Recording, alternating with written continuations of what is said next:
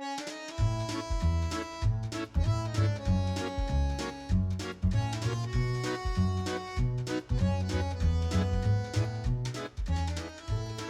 Côte de Rhône AOC was created in 1937. It covers more than 31,000 hectares and produces 1.3 million hectoliters of wine. The AOC spreads through 171 little towns or villages, as we call them in France, both in the northern and the southern Rhône Valley. It is the largest AOC of the Rhône Valley vineyards. The Côte de Rhône Village AOC was created in 1967. All are situated in the southern Rhône, and it includes 95 of the 171 towns or villages and covers almost 9,000 hectares. That same year, 1967, 8 villages or geographical areas were singled out within the Côte de Rhône Village AOC and allowed to add their name on the label. 4 were added shortly after, and many years passed without new additions. But since 2005, 10 new geographical names were created. Hello, my name is Emily Lester, and I'm the French wine correspondent for the Napa Valley Wine Academy. And it is our goal to bring you as close to the source as we possibly can.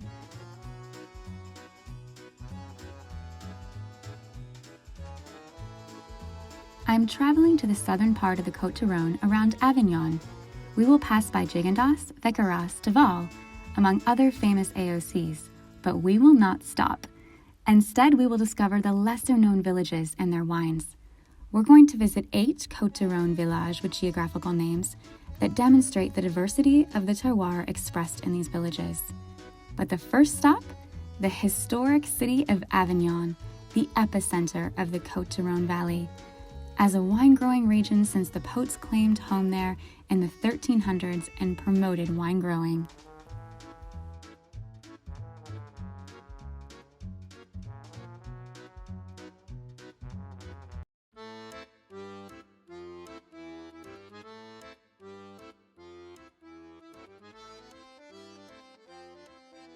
Avignon is located on the left bank of the Rhône River, with close to 100,000 inhabitants. It is not only the major city of the southern Rhône area, it is also considered its cultural and historical hub. Although it looks empty now due to the COVID-19 lockdown, rest assured, Avignon is a lively city and many celebrations happen all year long to honor the vines and the winemakers and, of course, the wines.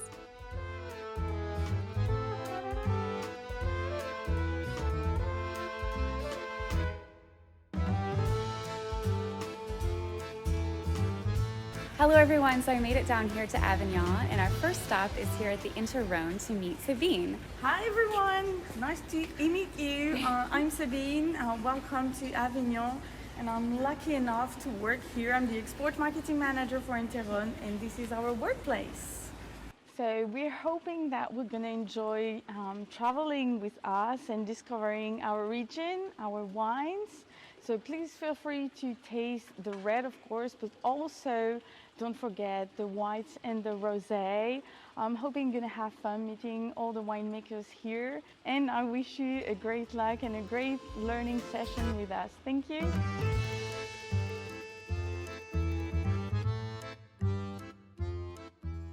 Avignon is considered the capital of the Rhône Valley, and the Côte de Rhône and the Côte de Rhône Village are the main AOCs that we have here in this region. We're about to embark on a very special journey to discover some of these lesser-known villages, their biodiversity, wines, and not just the reds, but the whites and the rosés as well. I'm really excited to have you on this journey with me. So, let's discover.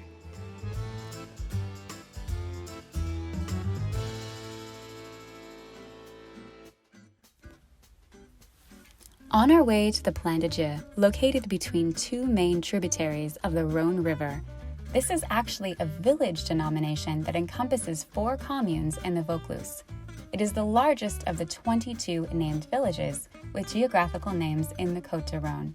The soils here make Plan de Dieu special.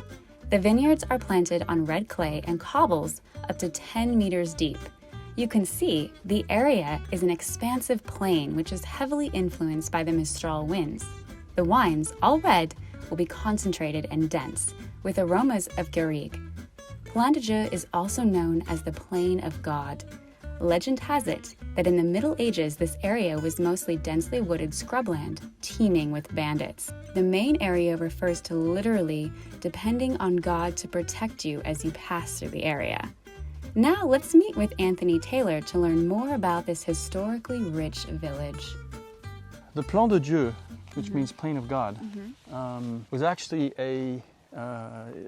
it was planted in the 1300s initially, but it wasn't like this at all. Yeah. The Plan de Dieu was just basically farmland with vineyards, with fruits, with wheat, and all sorts of crops.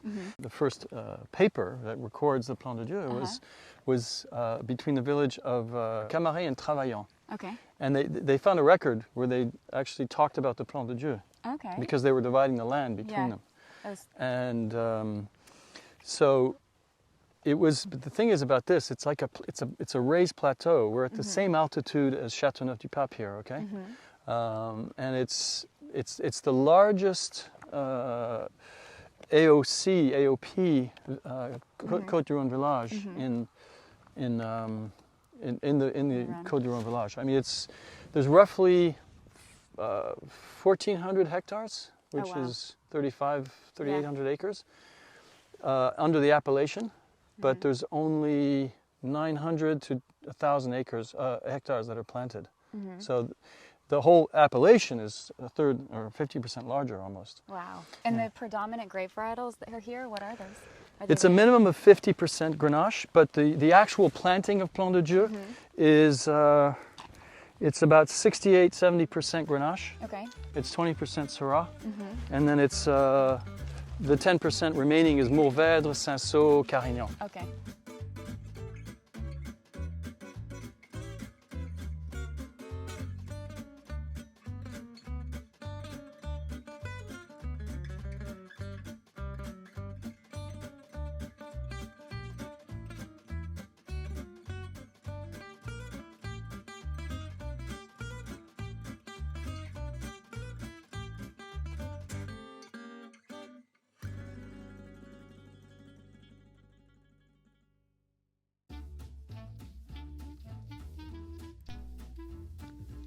Séguret is nestled up near the limestone escarpment of the Dentelle du Montmirail, a striking natural feature of the Rhône Valley. It has been called one of the most beautiful villages in France. The village was built in the 10th century, and typical of medieval villages is built high like a fortress, which is easier to secure and protect. The diversity of soils and slope of the vineyards is what makes Séguret special. All around the village, vineyards are planted on terraces and hillsides of clay limestone marl. Moving away from the heart of the village, the terraces are stretched out onto the surrounding plain. These are more steep with very stony soils. Séguret's reputation is for the elegant and aromatic wines with distinct freshness. Red is predominant here, and the white wines and rosés represent about 10% of the production. Let's talk to Frédéric Laveau and get an inside of the village of Séguret.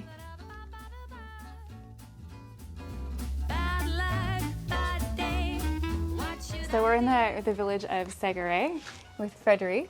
I would love to know a little bit more about this, the history of this village specifically. Like, when was this built?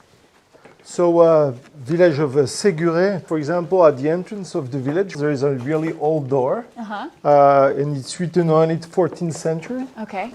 But it's one of the most beautiful villages in France, based in southern Rhône. So I guess we're very lucky because we can enjoy this kind of landscape and at the same time the vineyards. Yeah. And do the wines from this village appellation have some specific characteristics as well? They are very, I would say, typical from southern Rhône because of the blend that we use and the varietals also. So mainly, of course, mainly created with Grenache varietal, and also with some Syrah and Mourvèdre, I would say. What's really nice about Séguret is the fact that because it's really hilly and it's facing west, so you have different type of soil, and weather conditions are very different. If you are at the bottom of the village, at the same level of the village or a little bit above the village. Okay. So it gives different type of personality to the wines that are being created here.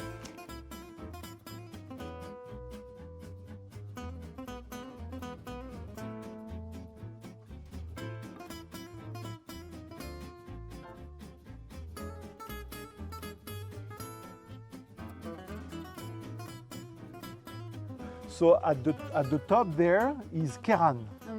Then after I showed you Rasto, and after you have Rex, and then you have Séguré, and then you have Sablé, and then at the tip there, that's Gigondas, with the dentelle de Montmirail. You know, dentelle de Montmirail, that's the laces of Montmirail that you can see there.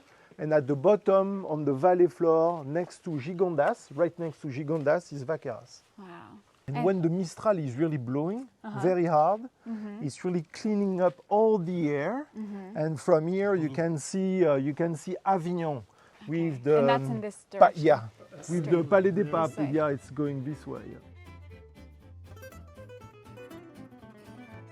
Well, thank you so much for taking the time and sharing with us a little bit more about this beautiful city and this appellation of Séguré.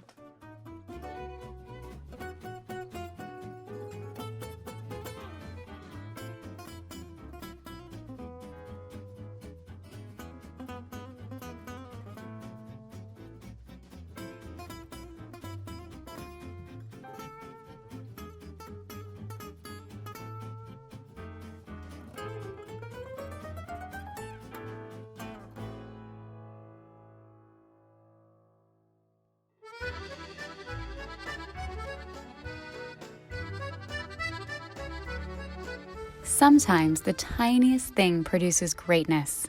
This can be said of the little-known Russe La Vigne, just 71 acres of vineyards planted on the Lance Mountains in the Prealps. We are here in the northernmost part of the southern Rhône. Greek pitchers and wine jars found prove a wine culture that was established more than 2,000 years ago.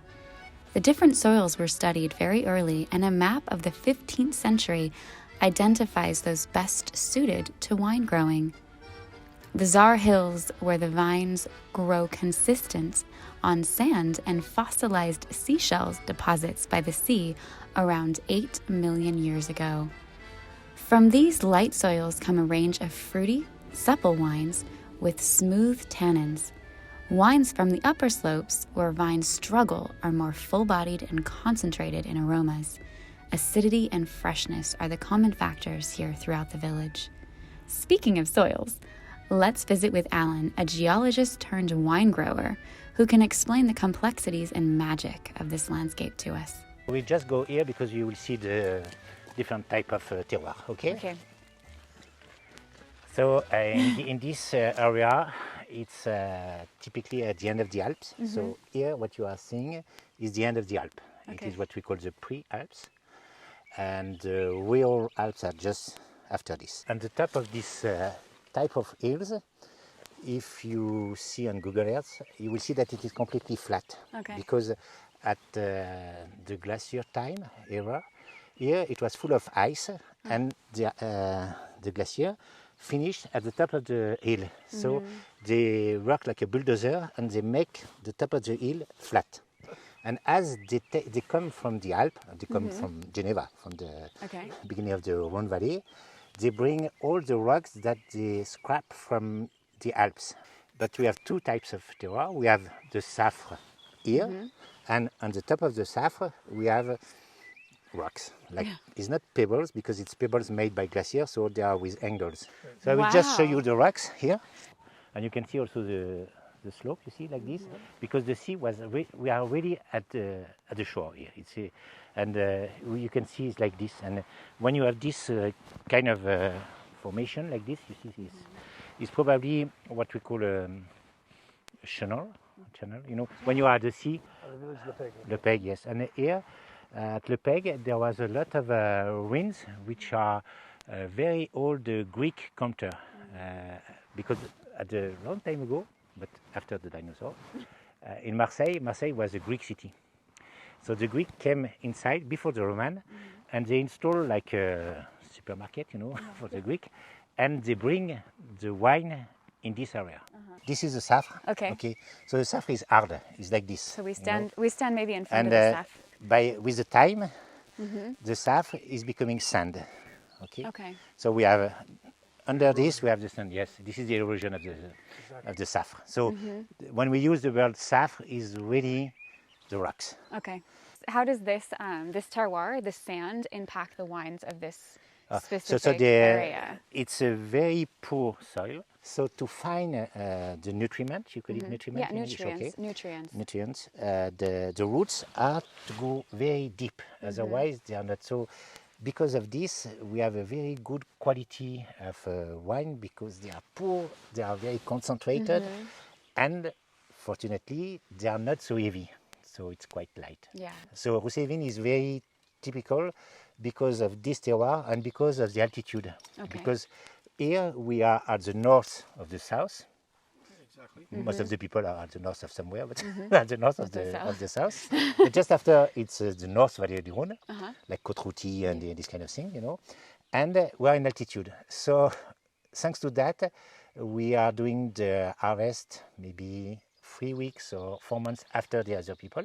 And also the alcohol is a little bit lower because the sugar is lower because of this situation. Okay. And there is also one friend that we like, is a Mistral, not today. So the wine are usually in this way because here is the north. So if you put the wine like this, because of the Mistral, Yeah. but thanks to the Mistral, it dries a lot the leaves.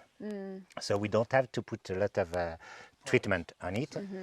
5 million years ago, if I was there, I will see a lot of island and a lot of sea everywhere. And here we were at the shore.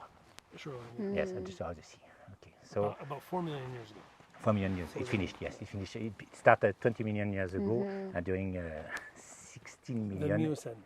Miocene. So the Miocene. Exactly. And that's when we had, it was hot tropical. Absolutely. Yes. Yeah. Yes. Ferns. And, Exactly. and that went all the way up to Lyon. Absolutely. Yeah. And then after the glacier came, but it was because when we are speaking about 20 million years ago, we say it was very hot, but it was hot and ice. On the side here, you can see this is the tracks of the waves of the old Mediterranean Sea.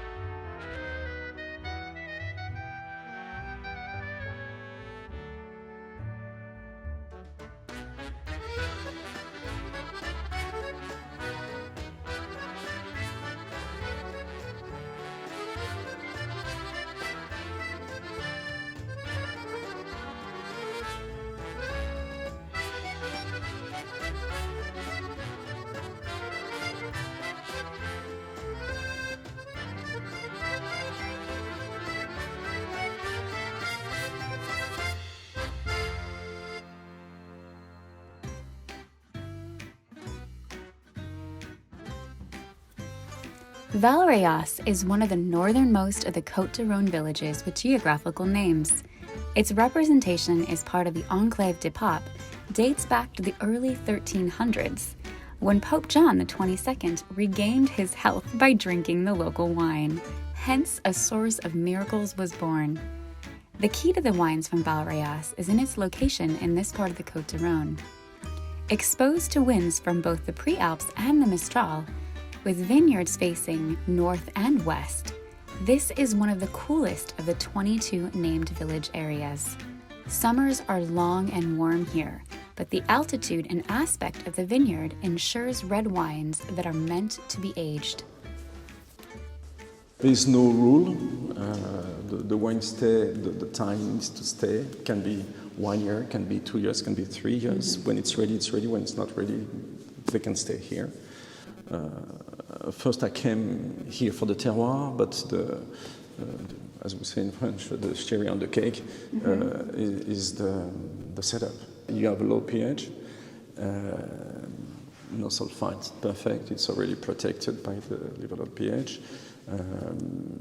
Then it's the both fermentation are made. We can move to the aging in a kind of place which is already a double or triple protection against evolution or oxidation because the altitude, 410 meters altitude, because the cellar is built with a very big concrete wall, and you have the concrete skin of the tank.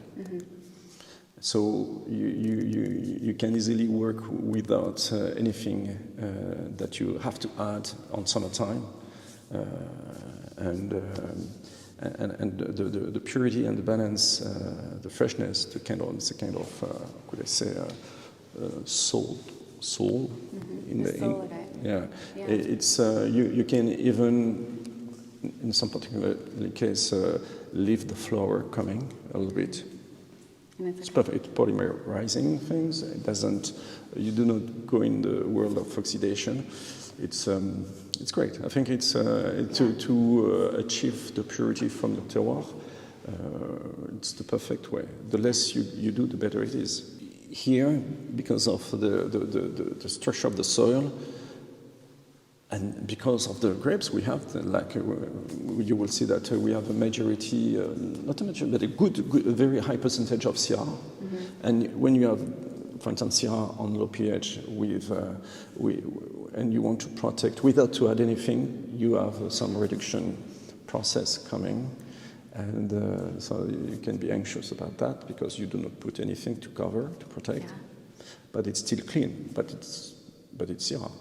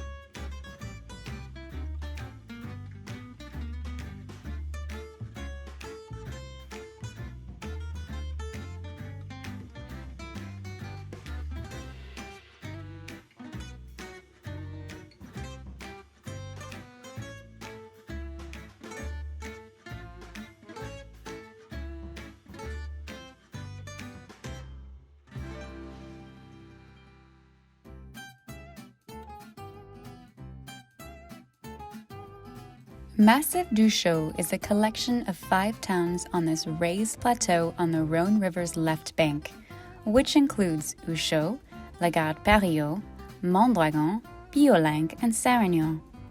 This is a unique place where biodiversity is treasured. Vines are planted on gentle hillsides on the Massif, surrounded by woods and nature. From its early days in the 20th century, few estates and several cooperatives have worked to ensure that the wines produced in this area were raised to the rank of Côte de Rhône village with geographical name. What also sets Massif du Chaux apart are the soils of limestone and sand silica, which create red wines with complex aromas and astonishing freshness. If you're seeking a great mountain biking experience, ride the Massif du Chaux Loop, which winds through forests and vineyards for 26 miles. Now let's visit the first biodynamic wine grower, Eric Polmet, at Domaine La Cabate, to gain some insight into this philosophy and the exceptional nature that surrounds this appellation. So this is where we are making the specific recipes for the biodynamics, right, to each preparation. Each preparation. Right. Donc là, tu fais plutôt quoi comme dynamiseur? Alors, ça c'est des dynamiseurs. Dynamiseur, oui. Dynamizer? Dynamiseur, ouais. Oui. On peut se faire la mémoire, je vois. Et dedans, on passe toutes les préparations biodynamiques. Ouais. Et on fait beaucoup de tisanes, nous, surtout maintenant avec les étés très chauds qu'on a. Like tisane is like an infusion, herbal infusion. And it's warm. Et toutes ces tisanes, on les dynamise 20 minutes. 20 minutes, 20 donc minutes, c'est une rotation, une direction après une Voilà, autre direction. c'est en gros 30 secondes dans un sens, 30 secondes dans l'autre pendant 20 minutes. 1 minute. Wow, Okay. 20 So minutes. 30 seconds this Yeah. way, 30 seconds that way. It keeps changing for 20 minutes. We go in Ouais. a mountain to pick up quartz. Ouais, quartz, the hein. quartz. Ouais. Quartz. Après on broie, Ouais. Ouais. Crush. Oui. crush, Oui. like farine, comme de la Yeah, farine. like flour. Yeah. Ouais. Farine, c'est ça. Farine. Oui. Et on en a dans le caveau. Vous pourrez regarder la Ok. finesse. Ah oui, c'est Ouais, cool. les filles.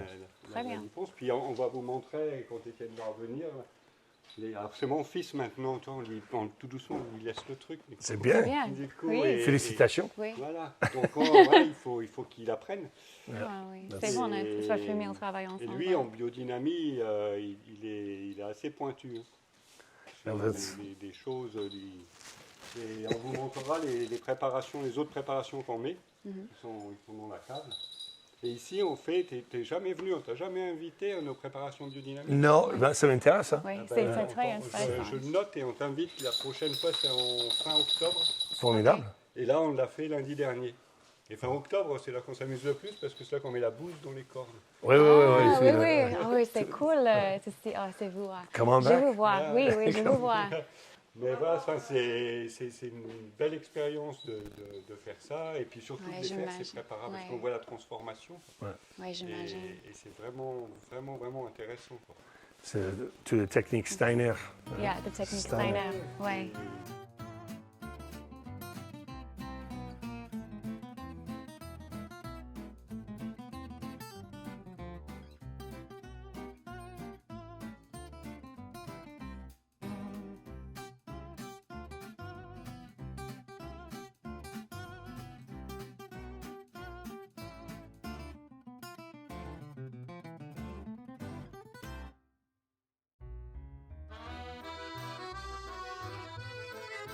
When we think of southern France, we think of lavender fields, and luckily we are headed into an appellation known for heady aromas of lavender, black truffles, and rich red wines.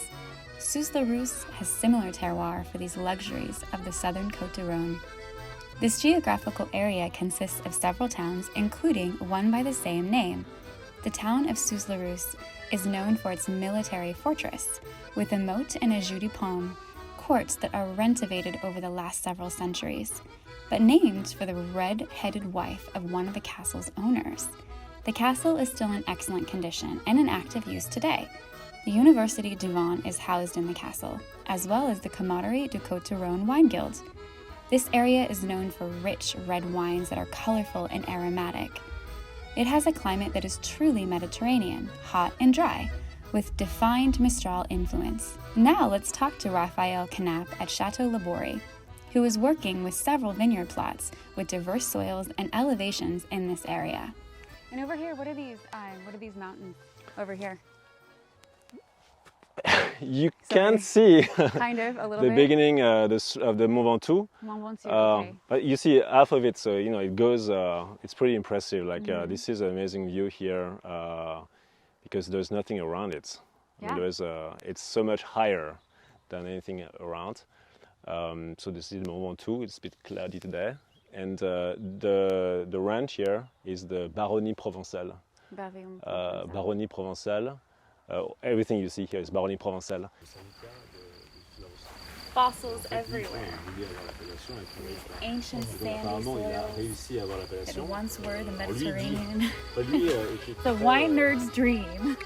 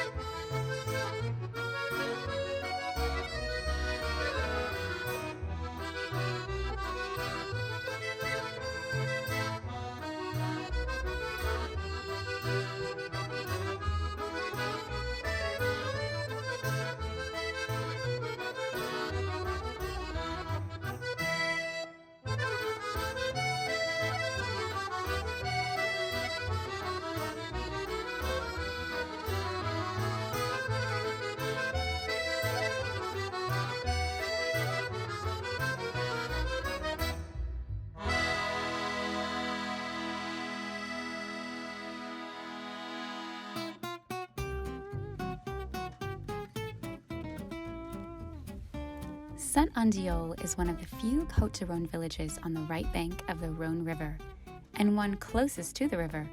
It is also the only Côtes-du-Rhône village with a geographical name in the Ardèche department. This wine-growing area, made up of 4 towns, sits up on the promontory overlooking the river. This is a cooler area than other geographical name villages in the southern part of the Côtes-du-Rhône. Here the influences are from the Cevennes Mountains, which provides cooling winds, rainfall, and a rain shadow. Named after the local martyr and enriched by a history of local saints, the Saint-Andiol village area is one of rich in its antiquities related to wine. Local growers and archaeologists have unearthed marble fragments and amphoras from Roman times. Let's get out of the rain and into this old cellar to speak with Elizabeth Saladan, whose family has been making wine for more than 400 years in this area. Bonjour. My sister and I, we work in Saint-Marcel d'Ardèche. And Saint-Marcel d'Ardèche is located south west of the Bank River, Rhône. It's between Ardèche, so we are in Ardèche, but it's between the Plateau des Gras, which is north of Bourg-Saint-Andéol, the Ardèche River and the Rhône. It's a corner between Plateau des Gras, Rhône River and Ardèche River. And the appellation Saint-Andéol exists from 2017, so it's a new one. It's for the village Bourg-Saint-Andéol, Saint-Marcel and Saint-Just d'Ardèche. And but the history of the appellation is it's a long history of appellation. We have found that the confrérie exists in Saint-Andéol for the 5th century. Wow. So 5th? Yeah. 5. No, Wow. sorry, 6th. 6th. 6th century. Yeah. So it's a long history of vineyard in this part of the Rhône River. So we are right side of the bank. Wow. And it's a small appellation. And the different, I think, from the left side of the Rhône is we are the highest of the Côtes-du-Rhône méridionaux, so les plus au nord. And so it's a little bit cooler than the south. And it's a little bit en terrasse. A terrace? Yeah, yeah, en terrace. Okay. And so the soil is mostly big stones and pebbles and also limestone. Limestone, yeah, a limestone. Calcaire? Yeah, we have both. Calcaire, so limestone and pebbles. Galets roulés. So it's like gone galets roulés. Yeah, aussi? and we have different density of galets and different size of galets. The large rocks. Yeah, the large rocks. Yeah. And the impact of the altitude and the terrace, what effect does that have on the wine itself? Cooler and cooler, freshness. And well, after that, it depends how the winemaker works. But I think we are a little bit cooler, than the others. And this deep soul means that the work has been always harder to work. So the Ardèche people, the Ardéchois, are always used to work very hard because now, okay, we have tractor, we have machine, but 100 years ago we do everything by hand. Yeah. So it was much more work than for limestone vineyard, and the yield are under. I mean, they are smaller yields. Smaller. And you have a really beautiful display of very hard work in this cab that we're in. So, yeah, even just I haven't seen these since the wine museum in Beaune. Yeah. So what are these up here too? Cornu. So Cornu. I don't know the word in English or if so. there is any word in English.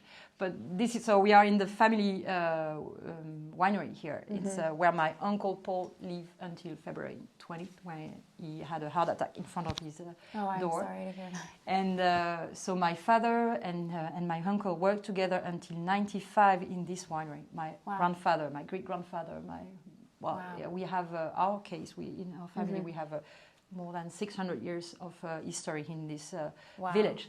And this is Cornu, where when they pick, when they harvest, they put the grapes inside, they put this on a remorque, and they bring the grapes back to the winery, like This way, all this by way. hand. And two people, or I think my father, some big boy, were able to empty in the tank on his own. Yeah. Wow.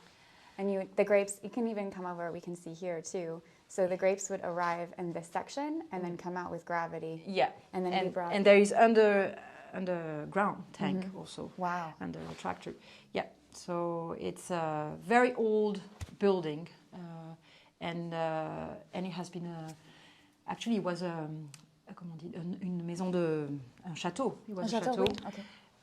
But at I think the 80s, my family was able to buy this house, and they restore this ground for being a winery. But it has been day after day, so that's why my father, when he was 74, he decided to build his own winery, which is more modern, more easy to work. And so it was 1995, and my sister and I, we were 15, and I was 14 years old. Yeah. So we didn't know what we wanted to do. So it was his own project because he wanted to have his winery.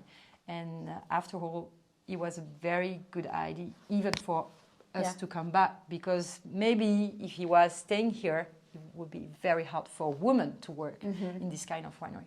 And my father built his winery with the idea of someone who is 74. So he has worked 60 years in wine, and he know exactly that he wanted to work by gravity, and he was less strong than when he was 40. So it's perfect for a woman. It worked out. When we came back, it was much easier for us. Yeah. Well, we should try a little bit of this wine. I'm curious about this. So this is Fin des Lunes, our cuvée of Saint-Andéol 2017. So this is the first Saint-Andéol cuvée for Saladin, for us. So our story is we have 17 hectares, and we are mostly planted with Grenache because we are Southern Rhône Valley producers, so it's mostly Grenache. But we kept the old grapes of the family vineyard. So it's Carignan, Cinsault, and we also have Mourvèdre, Syrah. We have in total 15, nearly 20 different grapes. So it's really the assemblage culture. We blend different grapes. And in Fin des Lunes, so in our Saint-Andéol cuvée, it's mostly Mourvèdre, Syrah, and a little bit of Grenache. Okay. And we work by hand, so it's hand picking and harvested. And then Grenache, it's grappe entière. So we don't distemp the Grenache. We love to vinify. Whole cluster. Yeah. How do you say? Whole cluster. Voilà. Whole cluster. And it's semi-carbonic fermentation. Okay. And Mourvèdre and Syrah, it's distemped.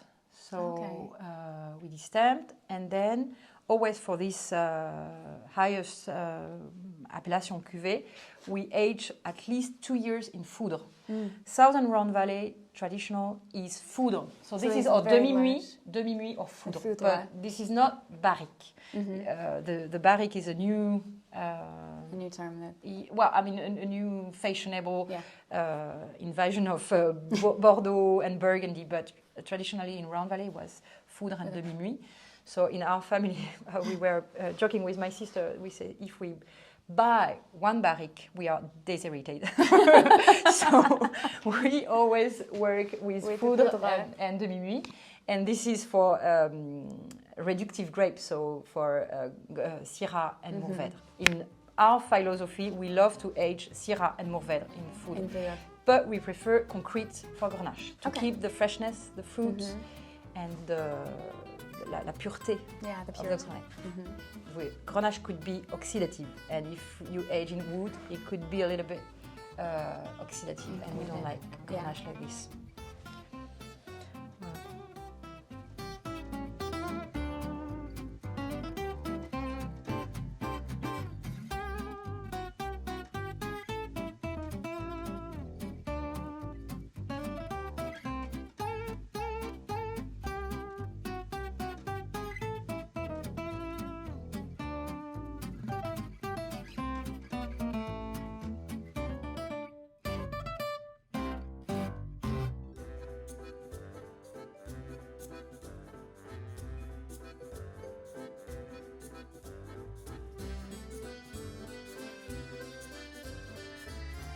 Bronze-age swords, bracelets, and burial mounds found in the area suggest very early human settlements in the area of Chousclin, located on the right bank of the Rhône River. The vines grow on slopes and stony terraces with occasional pockets of sand. This is a small appellation, only 585 acres, and is unique in that it was originally known as a rosé area. Red wines became more important later on. The geographical makeup is varied. It includes limestone marl, sandstone, and alluvial deposits. Both red and rosé wines share common aromas of red fruits and spice. These are easy drinking, sun-drenched wines. To have a better look, let's drive up the hillside and meet with William, who works with the cooperative here.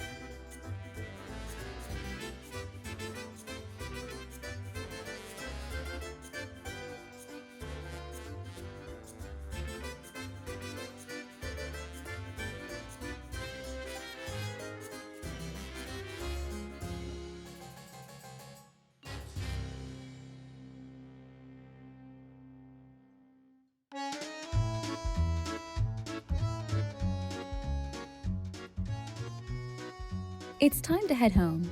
While we covered a lot of ground in just a few days, you could spend a few years discovering the hidden gems scattered across the Côte de Rhône. Each village offers its own distinct terroir, shaped by 1,000,000 years of geology and centuries of cultivation. Vineyards tucked into forests clinging to steep hillsides and sprawling across plains were all tied together by the eternal presence of the Mistral winds and the Mediterranean Sea. The reputation of Côte de Rhône wines was established centuries ago, and the decades of families tending to these soils have perfected their expression. It's refreshing to know that in a region so old, innovation and individuality still shine.